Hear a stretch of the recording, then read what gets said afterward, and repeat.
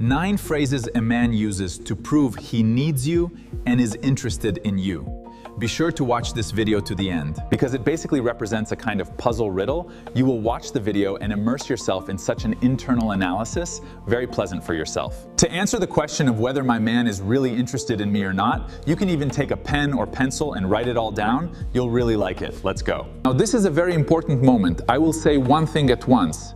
Perhaps it was interpreted differently in conversation with a man, but the meaning should be clear to you. Let's say a man says, "It reminded me of you." For example, you were with a man in a cafe and told him that you really like pistachio ice cream. And when you ordered it, it was out of stock and you were upset. So you went to another cafe and it wasn't there either. So you had to buy it in the store on a stick. And today he went to a business lunch, somewhere to grab a bite, and saw pistachio ice cream on the menu and immediately remembered and wrote to you. Why is this important? People's communication can be completely different. It can be superficial or it can be deep. What is deep communication? This is when there is attentive listening, when a person being in contact with you absorbs everything that you say, when he is truly genuinely interested in what you tell him, when he remembers events that unite you in the phrase, "It reminded me of you," or "I heard a melody and thought of you," or "Something else happened and I thought of you again." It's really cool. At this moment, you really understand that the man is interested in you, but at the same time, there is a very small nuance. You and I understand perfectly well that on the internet, there are many so-called experts who teach men how to seduce women.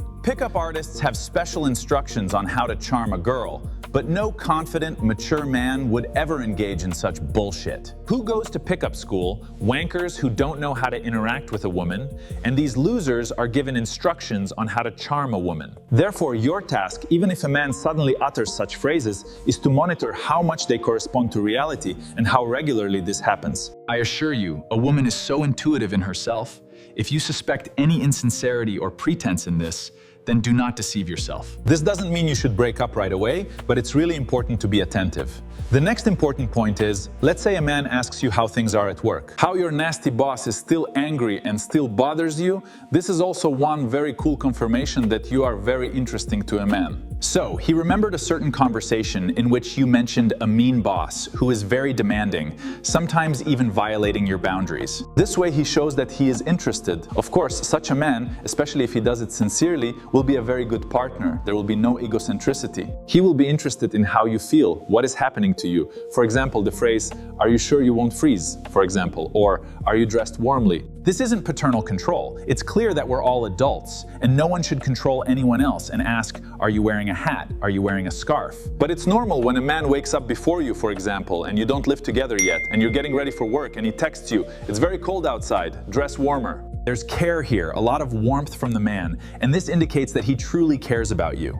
We've listed only 3 points, but many people may have questions. Where can you meet such a man? That is, we understand that we are talking about a psychologically mature man, and most likely about a psychologically mature woman. And this may sound harsh. Every Jack has his Jill, because female victims attract rapists, female aggressors attract men with obvious flaws. Women rescuers attract losers, alcoholics, drug addicts, and so on, meaning that a psychologically mature man can only be with a psychologically mature woman, who controls her boundaries, who has no fears or complexes that she will convey in this relationship, who does not have the role settings of victim, aggressor, and savior. The next very important point, the phrase may be primitive, but the meaning of this phrase is very cool when a man says, "I don't care about your exes." This suggests that the man isn't trying to assert himself in a relationship with you just to hear, "You're better than my ex." Or when a man doesn't use your past relationships as an element of pressure and violence. And there are a lot of such men. When they enter into a relationship with a woman who has had a relationship and they knew it perfectly well, but they begin to oppress the woman, remind them of it. Swearing, devaluing a woman. But if you're so principled and it's important to you that no one else has ever been in a woman's life before you, then find yourself one. And how can I influence my past? We understand perfectly well that in this case, next to you is a psychologically wounded and immature man. A boy, a teenager, who is trying to find out who has a better penis is a child. A mature man will never compete with your exes. He will do everything possible to avoid becoming an ex himself and to build a happy relationship with you. The 5th phrase is really cool. Let me help. Let me solve this. Let me take this on myself. That is a phrase that allows you to feel protected. A woman gets really turned on when a man says, Don't worry, I'll solve this problem. When a woman faces a difficulty and voices it to a man. And a man doesn't turn into a hysterical interlocutor. That is, you either immediately say, I would be happy to help you, but I don't even understand how to do this. Let's think together. It will be more fair than leaving the woman alone with her problem. But if you can solve this issue and can take responsibility, then do it. And when you see such a man next to you, everything in the relationship develops absolutely wonderfully. I'll give you a real-life example. The girl was married, and her husband didn't care at all what was happening to her, where she was, who she was with, so naturally they divorced. Time passed and she met another man, and her ex-husband was her first, and she had no experience with other men, and she saw the complete opposite of her ex-husband. They have a wonderful relationship, both are moving towards starting a family. She calls him and says, I'll stop by after work and change my tires to winter ones. And he tells her, let's not do it today, let me pick up your car tomorrow and resolve this issue in the morning, don't worry about it. She felt so pleased, it seemed like such a small thing, and the man simply took it upon himself to take the car to the service center to solve even a small, insignificant issue. A woman does not measure the significance of her personality by the magnitude of the issue resolved.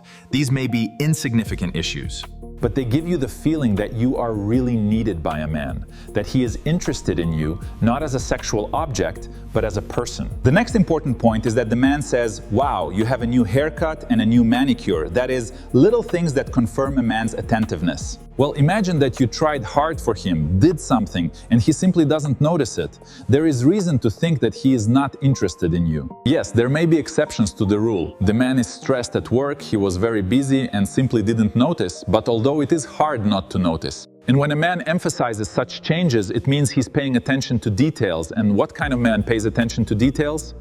An interested one. The seventh very cool phrase, we are with you, we are together. What does this mean?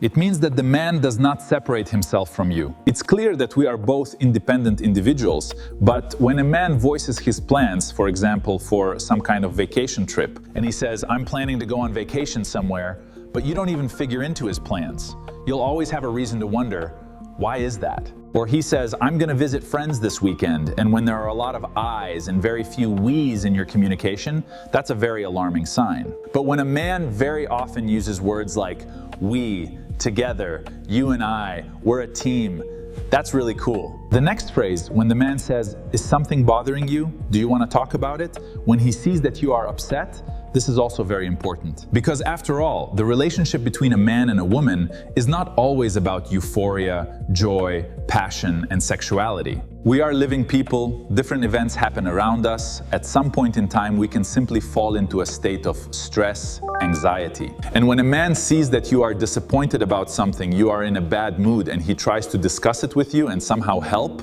it's very cool. It also happens the other way around. When a man sees that you're in a bad mood, he begins to intensify this state. That is, to spoil it even more. He's upset because he thought we were going out today, and you're in a bad mood. Or when a man gets angry when you're not feeling well. It's one thing when there's such constructive anger, let's say when it's cold outside, a man says to you, darling, dress warmer, you'll get sick.